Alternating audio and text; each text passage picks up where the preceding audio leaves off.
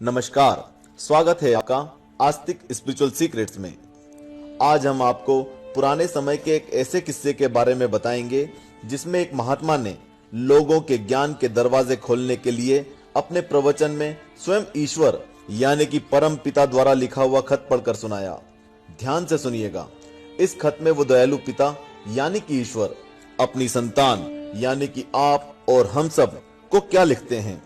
अगर ये खत पढ़ते पढ़ते आपको अपनी भूल समझ में आ जाए और आंखों से आंसू गिर पड़े तो एक बार इस वीडियो को लाइक कर कमेंट जरूर कर देना। तो सुनिए क्या कहते हैं वो जगत पिता अपने इस खत में। मेरे प्रिय, सुबह तुम जैसे ही सोकर उठे मैं तुम्हारे बिस्तर के पास ही खड़ा था। मुझे लगा कि तुम मुझसे कुछ बात करोगे। तुम कल या पिछले हफ्ते हुई किसी बात या घटना के लिए मुझे धन्यवाद कहोगे, लेकिन तुम फटाफट चाय पीकर तैयार होने चले गए और मेरी तरफ देखा भी नहीं। फिर मैंने सोचा कि तुम नहा के मुझे याद करोगे, पर तुम इस उधेड़बुन में लग गए कि तुम्हें आज कौन से कपड़े पहनने हैं। फिर जब तुम जल्दी से नाश्ता कर रहे थे और अपने ऑफिस के कागज इकट्ठे करने के लिए घर में इधर से उधर दौड़ रहे थे तो भी मुझे लगा कि शायद अब तुम्हें मेरा ध्यान आएगा, लेकिन ऐसा नहीं हुआ। फिर जब तुमने ऑफिस जाने के लिए ट्रेन पकड़ी तो मैं समझा कि इस खाली समय का उपयोग तुम मुझसे बातचीत करने में करोगे, पर तुमने थोड़ी देर पेपर पढ़ा और फिर खेलने लग गए अपने मोबाइल में और मैं खड़ा का खड़ा ही रह गया। मैं तुम्हें बताना चाहता था कि दिन का कुछ हिस्सा मेरे साथ बिताकर तो देखो, तुम्हारे काम और भी अच्छी तरह से होने लगेंगे, लेकिन तुमने मुझसे बात ही नहीं की।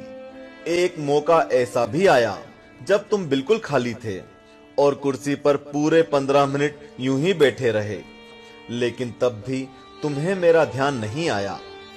दोपहर के खाने के वक्त जब तुम इधर उधर देख रहे थे तो भी मुझे लगा कि खाना खाने से पहले तुम एक पल के लिए मेरे बारे में सोचोगे, लेकिन ऐसा नहीं हुआ। दिन का अब भी काफी समय बचा था। मुझे लगा कि शायद इस बचे समय में हमारी बात हो जाएगी, लेकिन घर पहुंचने के बाद तुम रोजमर्रा के कामों में व्यस्त हो गए। जब वे काम निपट गए तो तुमने टीवी खोल लिया और घंटों टीवी देखते रहे। देर रात थककर तुम बिस्तर पर आ लेटे। तुमने अपने पत्नी और बच्चों को शुभ रात्रि कहा और चुपचाप चादर ओढ़कर सो गए।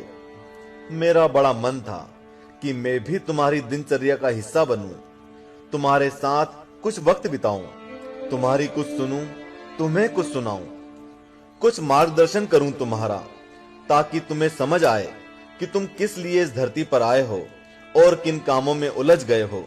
लेकिन तुम्हें समय ही नहीं मिला और मैं मन मार कर ही रह गया। मैं तुमसे बहुत प्रेम करता हूं। हर रोज मैं इस बात का इंतजार करता हूं कि तुम मेरा ध्यान करोगे और अपनी छोटी छोटी खुशियों के लिए मेरा धन्यवाद करोगे, पर तुम तब ही आते हो जब तुम्हें कुछ चाहिए होता है।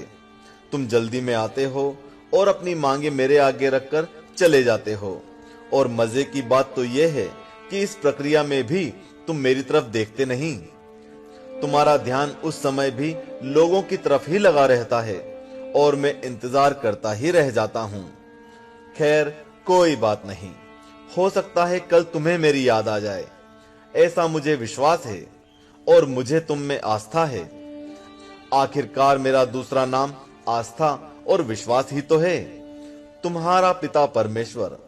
चूंकि हमने इस वीडियो का टारगेट 1 लाख लाइक्स रखा है, तो बिना देरी किए लाइक का बटन दबा दें और कमेंट बॉक्स में हरिओम लिखें। जय श्री कृष्णा।